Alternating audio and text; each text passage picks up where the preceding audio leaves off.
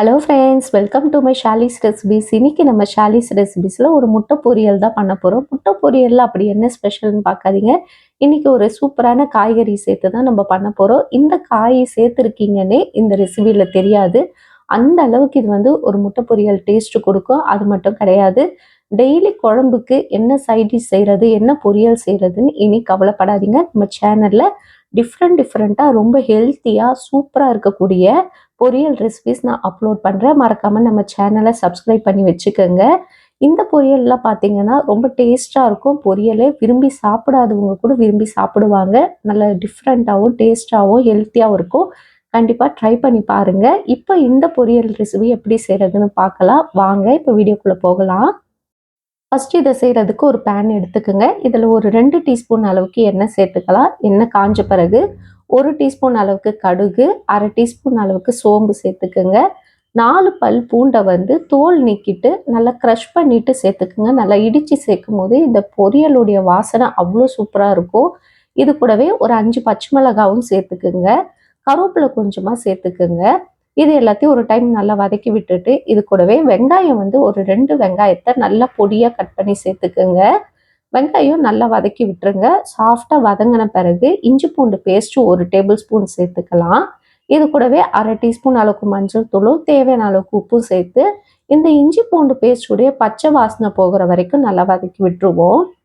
இன்னைக்கு நம்ம சீக்கிரட்டாக சேர்க்க போகிற காய் பார்த்தீங்கன்னா சௌசௌ தான். சௌசௌ வந்து நிறைய பேர் வந்து அவாய்ட் பண்ணுவாங்க. நிறைய பேர் சாப்பிட மாட்டாங்க. பொரியலாலாம் சாப்பிட மாட்டாங்க. ஏதோ கூட்டு செஞ்சோன்னா சாப்பிடுவாங்க. மற்றபடி பொரியல்லாம் எடுத்துக்க மாட்டாங்க. பட் ஆனால் இந்த மாதிரி ஒரு டைம் நீங்கள் செஞ்சு கொடுத்துட்டு என்னன்னு சொல்லாமல் நீங்கள் சாப்பிட்டு பாருங்கள் சொல்லுங்கள். சாப்பிட்டு காலி பண்ணிகிட்டே இருந்துருவாங்க. நான் சும்மா சொல்லலை, ட்ரை பண்ணி பாருங்கள். பொரியலே பிடிக்காதவங்க கூட விரும்பி சாப்பிடுவாங்க. சௌசௌ வந்து நல்லா பொடியாக கட் பண்ணி க்யூப் ஷேப்பில் கட் பண்ணிக்கோங்க. இது வந்து ஒரு சௌசௌ தான் நான் இன்னைக்கு சேர்த்துருக்கேன்.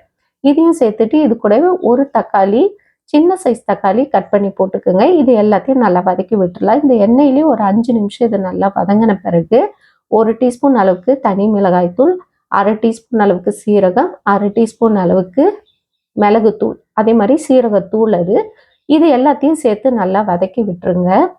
எல்லாமே நல்லா வதங்கின பிறகு இதை மூடி போட்டு ஒரு 10 நிமிஷம் இல்லை ஒரு 1/4 மணி நேரம் இந்த காய் வந்து வேகிற வரைக்கும் அப்படியே மூடி போட்டு விட்டுடலாம்.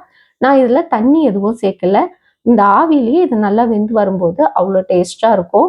இதை மூடி போட்டு நல்லா காய் வேகிற வரைக்கும் விட்டுடலாம். இப்போ காய் எல்லாமே நல்லா சாஃப்டாக வெந்த பிறகு ஒரு 5 முட்டையை இதில் உடச்சி ஊற்றிடுங்க. இது கூடவே நல்லா கைப்பிடி அளவுக்கு நிறைய கொத்தமல்லி, நல்லா கைப்பிடி அளவு கொத்தமல்லியை பொடியாக கட் பண்ணி போட்டுட்டு இதை நல்லா மிக்ஸ் பண்ணி விட வேண்டியதா. நம்மளுக்கு முட்டை பொடி மாஸ் எந்த பதத்தில் இருக்கோ அந்த மாதிரி இதை வந்து முட்டை பொடி மாஸ் டைப்பில் இதை நல்லா மிக்ஸ் பண்ணிடுங்க. அவ்வளோதான், ஒரு அருமையான சௌசௌ எக் பொடி மாஸ் ரெடி ஆயிடுச்சு. இது பார்த்தீங்கன்னா அம்புட்டு ருசியாக டேஸ்ட்டாக இருக்கும். ஒரு டைம் ட்ரை பண்ணி பாருங்கள், அடிக்கடி செய்வீங்க. இந்த மாதிரி ஹெல்த்தியாகவும் சிம்பிளாகவும் ரெசிபிஸ் பார்க்குறதுக்கு மறக்காமல் நம்ம ஷாலிஸ் ரெசிபிஸை சப்ஸ்கிரைப் பண்ணி வச்சுக்கோங்க. உங்கள் ஃப்ரெண்ட்ஸுக்கும் ஷேர் பண்ணுங்கள், லைக் பண்ணுங்கள் ஃப்ரெண்ட்ஸ். இன்னொரு வீடியோவில் உங்களை சந்திக்கிறேன். பாய் பாய் ஃப்ரெண்ட்ஸ்.